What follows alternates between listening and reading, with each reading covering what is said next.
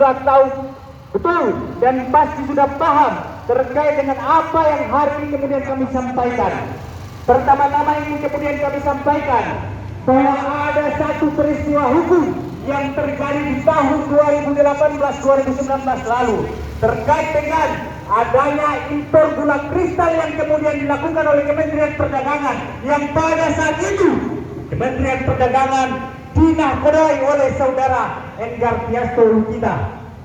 Nah, dalam peristiwa impor gula kristal yang kemudian dilakukan oleh Kementerian Perdagangan pada tahun 2019 lalu, terjadi sebuah peristiwa hukum, terjadi sebuah konspirasi yang kemudian itu apa teman-teman sebangsa, ada indikasi korupsi yang kemudian Komisi Pemberantasan Korupsi pada beberapa tahun lalu telah menetapkan 3 orang tersangka dalam kasus ini.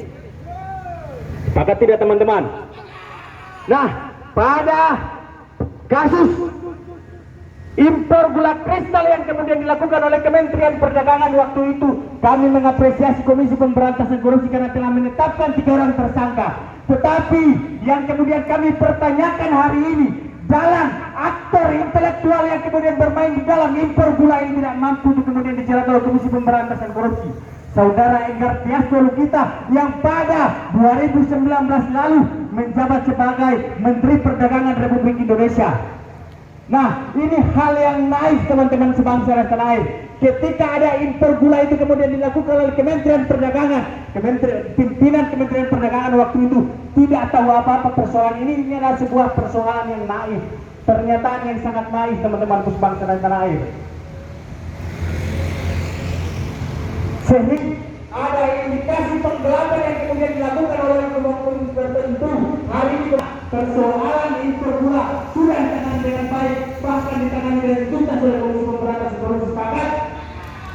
Saudara-saudara sebangsa dan tanah air, perlu saya ingatkan bahwa berani untuk bagaimana mengundurkan diri ketika persoalan korupsi yang hari ini tumbuh-subur di negara kesatuan Republik Indonesia tidak mampu untuk diusut tuntas.